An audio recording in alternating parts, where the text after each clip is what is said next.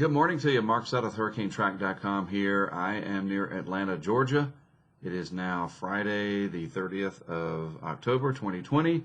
On my way home, passing through Atlanta from the Hurricane Zeta field mission in Mississippi and Louisiana. And boy, do I have some remarkable video to share with you at the end of today's discussion. But first, we have to discuss the hurricane season. It's still very much in play. So let's start with that, get right on it. You know it, it's down here in the Southeast Caribbean, Invest Area 96L, and we're going to have to watch this for future development as it cruises through the Caribbean towards the western portions of that area, possibly bringing some squally conditions to Jamaica, maybe the Cayman Islands, but I am most concerned for folks down here in Honduras and Nicaragua, as it could bring a tremendous amount of rainfall, plus the possibility that that this develops into a hurricane. Its potential is certainly high, and we can see that reflected, of course, in the tropical weather outlook. It is high, 70 to 80% chance that this will go on to develop, and that's into at least a tropical depression, and that's what they say, that a tropical depression is likely to form this weekend or early next week. So we are going to have, it looks like, all indications are there. The pattern, we have the seedling, the upper level conditions, the sea surface temperatures, the moisture, the La Nina in place, the lack of shear, the MJO coming in. Come on, it's virtually unanimous here in the overall signals that we're going to break the record for the most named storms in history. And I say that even though we will still be at 28, which is where we were in 2005. One of them was added in the postseason, and it was not officially named while the Atlantic hurricane season was going on. I know it's a technical thing, but this will be the most real names, or whatever you want to call it, official names, and this would be Eta. Yep, Alpha, Beta, Gamma, Delta, Zeta, Eta. Unbelievable. The sixth of the Greek letters. And by the way, there are plenty more Greek letters. There's a lot more to go, and no, we will not use them all up. The planet does not have that much heat budget to use up the entire Greek alphabet as well. And just in case you were wondering, and you should know this, the very last Greek letter is, of course, Omega. The Alpha and the Omega, that's the two Greek letters that begin and end the Greek alphabet. If we get to the letter Omega, it's time for us to all cash in our chips, and we had a nice run as a species. But it's not going to come to that, so don't worry. Seriously, though, we do have to keep our eyes on this. The most likely scenario is that this goes into Central America and maybe dies away, or some of the energy pops out into the Pacific and continues on that way. Some of the energy might get left behind, maybe, and then it festers. It's hard to say.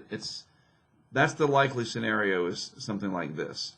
A less likely scenario is that it comes over and slows down enough, maybe doing a loop, and then comes north towards the Northwest Caribbean and eventually out somewhere in this vicinity over time. That's a less likely scenario. Just being straight up about it. We'll see what happens. It's been a weird year so far. So here's the wide shot of the Atlantic Basin. A couple of things to point out. First of all, we're looking at the remnants of Zeta up through here, believe it or not. And this is really actually very perfectly done. It's just coincidence. This grayish color you see all through here, well, those are the areas primarily that Zeta impacted with power outages. And that has nothing to do with it. It's just an interesting coincidence. But Zeta, just like I told you would happen, and it's not like I figured it out and nobody else did, it was all right in front of us. You know, we knew that this was going to be a big impact storm all the way up through the deep south, and now it's exiting up here through the mid-Atlantic. And more people were without power away from the coast than in Mississippi and Louisiana, believe it or not. So a big impact event. We saw it coming. I'm just telling you, okay, you got to put your faith in not just me. I didn't see something that nobody else did. The signals were there. So the science, the models, the Hurricane Center, the Weather Service, We got to trust that stuff, all right? We know what we're talking about. You know, we got to get away from these extremes of either downplaying stuff, oh, it's not, whatever it may be, or overhyping stuff and just screaming about it. There is no reason for those two extremes. Right down the middle, fact-based, science-based, it works. It works. And for the people that heeded what I was talking about, pointing them into the right direction, I've heard from you, and you thanked me, and that means a lot. And I know I'm sounding a little arrogant, but I don't care. I've done this for 20-something years, and sometimes I get it right. You know, sometimes I don't. But for Zeta, the signals were there. So what are we looking for potential Eta? Well, here is the vorticity. That's where we start. I look for that. That is the seedling. There's the seedling associated with, well, what's left of it. It's not a seedling any longer. It's the fallen tree, if you want to follow that analogy, of Zeta, the energy associated with it. There's some of the frontal energy of this trough that came in, this upper level low, etc. But this is future Eta right here. Don't worry about that, and no consequence from that. And then more energy, perhaps gathering still, as we get towards November. Absolutely remarkable. Add to all of this the very warm water temperatures relative to average out here across the Atlantic, the entire North Atlantic, north of the equator here, except for a couple of patches here and there. I mean, it's minuscule. Everything else above average, especially the western portions here of the basin. Wow. And if this hangs on through the winter, these anomalies, and yeah, they'll come down. Cold air advection, that's cold air that comes out of Canada, you know, in different ways, will come down and chop some of these sea surface temperatures down. And these are not actual temperatures. These are departures from the normal, the average, what we call anomalies. Look at the Northwest Atlantic. Off the chart, more than 5 Celsius above the long-term average. Just incredible. Anyhow, 96L down here, we'll be able to move into an area where water temperatures are warmer than normal. And then we've got the raging La Nina out here. Is it raging when it's a La Nina? I guess so. It's very strong. It really, well, okay, let me back up. It is a moderate La Nina just by looking at it. I don't declare those things. I can throw that adjective out there, sure. But it is up to the Climate Prediction Center and other entities to officially classify such events. But that, I mean, look, there's a little piece of purple right in there. We're getting close to 4 to 5 Celsius below the long-term average. Dang, that's amazing. It really is. And it's going to have ramifications for the weather all around the world. All right, couple things to note. If this were to get into the Northwest Caribbean or the Southeast Gulf, water temperatures are plenty warm. Just reminding you of that. It is getting towards November. We're going to start thinking about Christmas and, you know, Halloween this weekend. I get it. But all the talk of the cooler shelf water up here made no difference for Zeta from the water temperature profile in late October. If you say, well, Mark, if it had been August, it wasn't. It was October. Let's stick to what we had. And the water temperatures were warm enough, and we darn near squeezed out a Cat 3. So there you go. So these water temperatures plenty warm. Same thing for down here, in case it goes up through that area, which hopefully it does not for all of our sakes. But just backing out to this map again, what's good for up here by not having to deal with it could be very bad for our fellow human beings down in Central America. You know, we don't wish it upon anybody, especially with the rainfall that we could be seeing. So let's look at the GFS from the 6Z run this morning, 850 millibars. That is the same level of the atmosphere that we use for this. This is 850 millibars, but this is a satellite picture analysis. It's taken from a satellite, and it's checking the vorticity. It's looking at it picks up the spin in the atmosphere. Whereas this is the computer model, the numeric weather prediction model of what we are looking for. So there is the vorticity, the energy of 96L. Here's a stout area of high pressure sitting out over the Atlantic. These height lines in here, kind of like topographic map contour lines. These are lower heights in the atmosphere, that trough that swinged. Is that a word? Swinged, passed, the trough that passed by. It's cold in Atlanta today. It's like in the low 50s where I am. But this grabbed Zeta. Zeta's up here. So this is the trough, lower pressures in the atmosphere, higher pressures in the atmosphere, heat and energy in the atmosphere.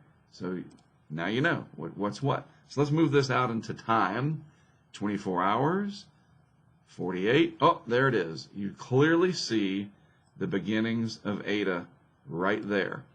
And pretty strong high pressure, generally speaking, across the western Atlantic, extending or ridging into the Caribbean Sea, helping to keep this kind of pushed down there. I'm just kind of drawing this in, kind of helping to fill it in a little bit. There's your high pressure. There's your low pressure of soon-to-be Eta. And it just cannot come in through that high pressure. That doesn't happen. So it's going to move generally westward, more than likely. We go out to 72 hours. It starts to develop south and west of Jamaica, 96 hours. And now you see something that's equally as important. Large area of high pressure building in over Texas and the northwest Gulf here, these height lines. And so it can't come up into this area. And so everybody, all of Louisiana, give me a hallelujah. All right? Thank you. I'll wait for it. Hallelujah. It's not coming. It can't. It physically cannot come into that high pressure. So that's good. And there's enough high pressure, and any weakness, which is right through here, is too far away. This is kind of like your magnet. It's too far away from the magnet. So what is it going to do? It's going to generally bend to the south. And you see that it goes into Nicaragua down there, near Bluefields maybe, possibly as a hurricane. But what I'm curious about is this remaining energy that's kind of pinching off up here near Jamaica, and this overall signal here. It's kind of focused. It looks like an egg yolk. So there's the middle of the yolk. This is like if you made a fried egg, this is the rest of the egg, the white. Seriously. It's like, what is the deal with all of this energy up here? Is that going to be there? Is it the model's way of saying, well, it could be down here. This is 5 days out. Or it could be up here. When I say it, I mean the concentrated area of vorticity, or potentially Eta. So you look for other clues. Well, there is high pressure sitting over the deep south, like that, and so that's going to keep it kind of squashed, whatever is down there. So we'll see. Let's just take a peek real quick. Day 6. See what I mean? It just bothers me. There's energy down there, and it doesn't quite just go into the Eastern Pacific. That's out at day 7. So bottom line, we got to watch. And yes, I'm serious. I want to help people. Some people in Nicaragua and Honduras matter. Okay? It's not like, hey, let's send it there. Screw those people. No. Horrible hurricanes. Mitch. And that was late October. You remember that, 1998. The rainfall alone is enough to cause tremendous loss of life in Honduras and Nicaragua. But we don't want it coming up into the Caribbean, rounding the corner into Florida either. I understand that. So as I say, hope by itself, not a good planning tool. We got to be prepared, wrap our brains around understanding the weather, and in this case, an extreme event, tropical cyclones, and the possibility of what could happen. And even though it looks likely that this will go into Central America and maybe die out, do not be surprised if it comes in and then tries to work its way up and out, or up into here and out, or up and over here. I don't know. I don't know, and neither do you, and neither does anybody else with a YouTube channel, just to be straight up. Here's the ensembles real quick, courtesy of Weather Nerds. I love this work. Wow. So here are the European ensembles, and look at that little right there, that little piece right there where this is the ensemble mean, where it comes back to the northwest a little bit, that is several days out. We're talking way out into time. And then the GFS ensembles, well, there you go. The stronger ones, which are these red ones, do make it up into areas where we would be concerned. And they all have that little curlicue hook at the end back towards the west. Some of these members of the GFS ensembles. So just something to consider if you believe that the hurricane season is over for the lower 48. It probably is, you know, probably, but probably is not the same as done deal. All right, so real quick, I want to show you something truly fantastic. Make sure I got the right one. Come on, Internet. I'm going to be mad if the hotel has turned off my access to Wi-Fi.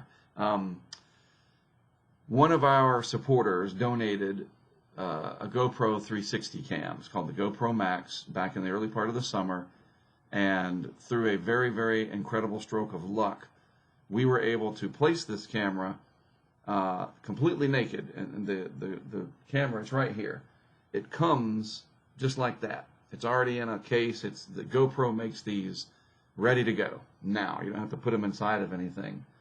And we took a big gamble, good play on words, you'll see, at the Silver Slipper Hotel and Casino, and strapped this thing down using Gorilla Tape to a piling, a little piece of wood. Seriously, we got pictures of it to prove it. It was on a selfie stick, a little monopod, and we put the GoPro thing on there, and we got pictures, so that's good. And because nobody's going to believe this. And Gorilla Taped it to this pole, and one of the people that works there, his name is Dave. An amazing stroke of luck. Again, hotel, casino, I'm just playing the words up as best I can. We got him to turn it on at a specific time. He was our trigger man, and it ran for, I haven't even added it up yet, at least an hour. And then it shut off because the battery runs out. It's a self-contained battery, etc. What we got in 360-degree immersive video is incredible, absolutely incredible. Later today, I will make this public on my YouTube channel, and I know you can go type that in and copy the link and whatever, but it won't work in a VR headset until I make it public. So there's that. And yes, we will encourage you to share it when the time comes. So there's a bunch of different clips. They're all 8 minutes long. That's the way GoPro saves them. And I'm just going to show you a little bit of the first one here.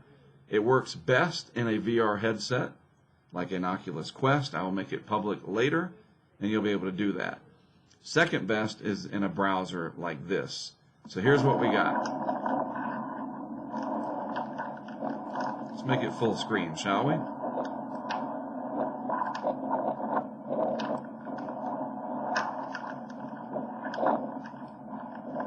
Yep, pretty amazing. Come on. This is what we do. Nobody's ever seen video like this before. You're looking at history. And look how solid it is. Not shaky. It is just incredible. And this is on the hotel, marginal internet connection. So you can look down. It's like you're standing there, which you couldn't do for obvious reasons. All right? So there's the first one. Now, wait until you see this one, and hopefully it'll play. This is later on, and I know it's darker and it's harder to see. I'm pausing it. When you watch it yourselves, you'll be able to see it better, I'm sure, on your end. But let's swing around, and I'll show you what it looks like if I can get it to play.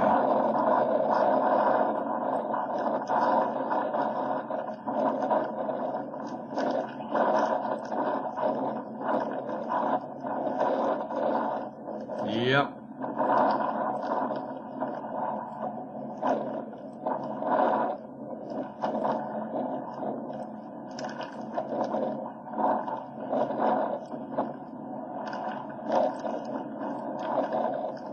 Pretty amazing.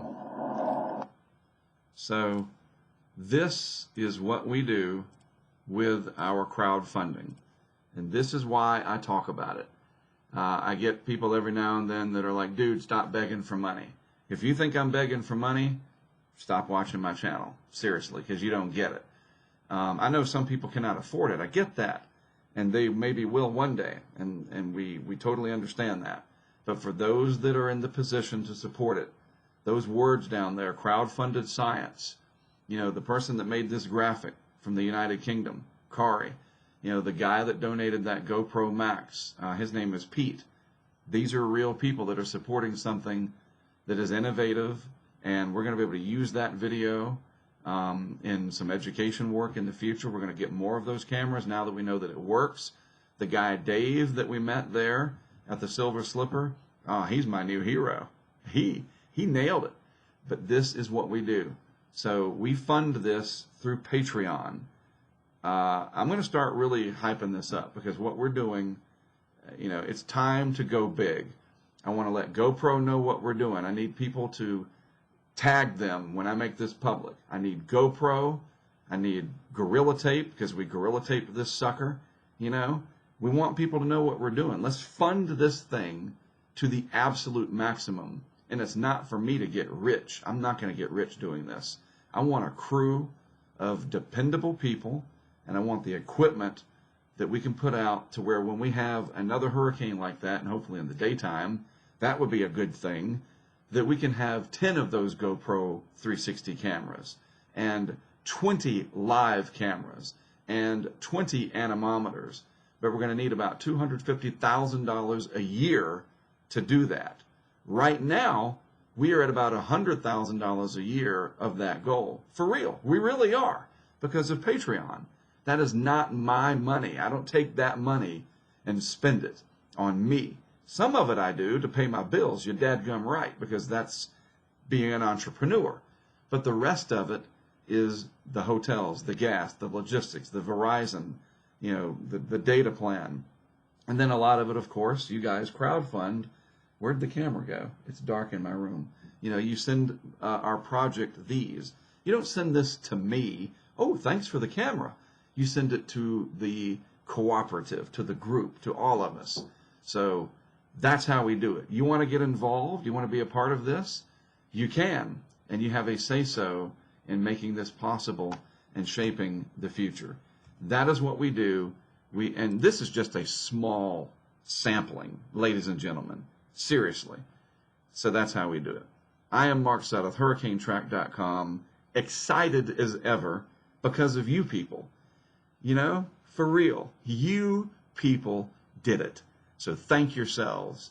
I appreciate it when you thank me, but thank yourselves. You supported it, even by just viewing the video and sharing these videos.